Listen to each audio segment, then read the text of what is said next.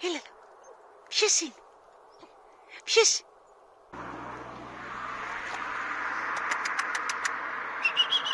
Έλα εδώ. Έλα. Έλα.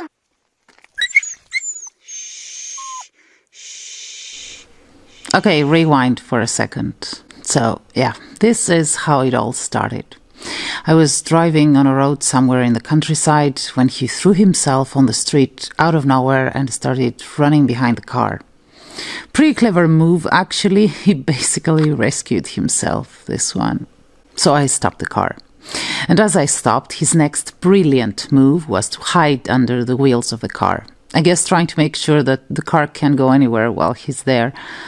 So for 10 minutes he played hard to get, as I was trying to play along and get him to trust, etc., etc. You know how it goes. A number of cars passed by while we were playing our hide-and-seek rescue game. None of them stopped. That's the countryside for you, completely desensitized to anything that has nothing to do with human-to-human interaction or suffering. For a moment that seemed to last for ages, as I was looking at this innocent ball of fluff, I could see his future and all his possible fates, if I decided right there and then to move on without him. And that was just something I couldn't accept. I just couldn't let that innocence be tainted and shattered this way. The moment I grabbed him, he screamed as if he was being slaughtered. That scream seemed like a crack in time, as if the direction he was going in life switched abruptly, forcing him to go down a different path. You know, it's funny, from the moment I put him in the car, he was mine. No doubt in his mind that he was mine. He could now trust me and love me and believe in me unconditionally, and he would follow me anywhere because I was the human that came along and said, "You're going to have a relationship with me, and it's going to be like that." That's what's amazing about dogs. Absolutely amazing. From the moment they open their eyes, they see us as one of their own. It's as if they have a memory of that pre-existing relationship that dates back thousands of years.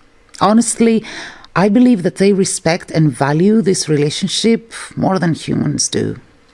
I've never fostered such a young puppy before. Never. I've never been so close to the absolute innocence. Oh God, this innocence. I feel like I want to consume as much of it as I can, to learn from it even. I sometimes go to a dark place thinking of all the puppies like him, whose innocence was fractured and crushed because they just weren't in the right place at the right time, coming across the right people. That's one of the saddest things ever. I feel like crying sometimes. But then he goes off and chews a slipper or something, and then I smile again.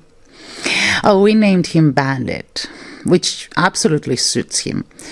But I sometimes call him Bendito, Spanish for blessed. The country's lockdown trapped us in the countryside, which I guess is a good thing. So Bandit spends his days playing, sleeping, eating, playing, eating, sleeping. When he sleeps, it's as if the world is at peace. And when he's awake, well, when he's awake, he's very awake. Bless his little cotton socks. He's unstoppable. I feel like I want to teach him everything, to show him everything about the world and its smells and its beauty. And his innocent heart is ready to learn and to take it all in, to learn from me and to learn from my dogs that half the day bully him and the other half tolerate his innocence and his puppyhood. Within 10 days, he's already grown, physically, mentally. I look at him and try to enjoy as much of his puppyhood as possible before it slips through my fingers as time goes by. Within those 10 days, I must have taken over 1,000 photos of him doing everything.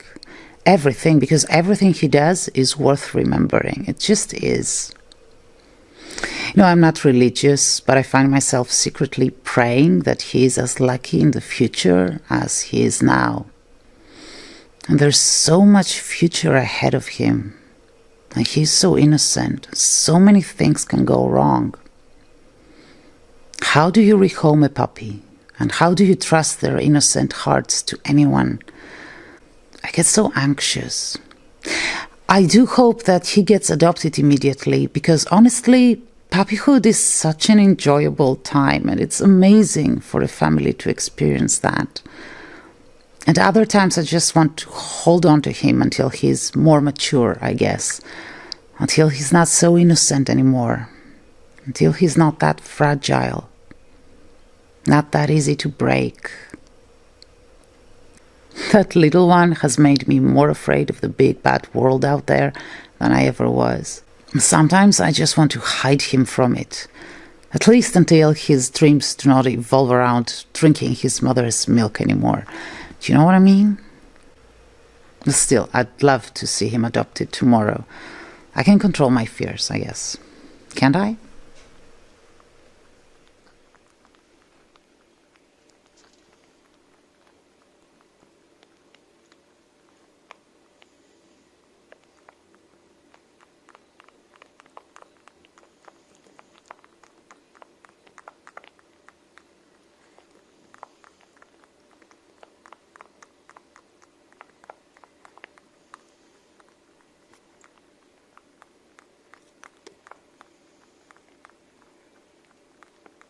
Hello, I am Valia. If you like the videos, please subscribe, and if you can, join me on Patreon and help create more compassionate people.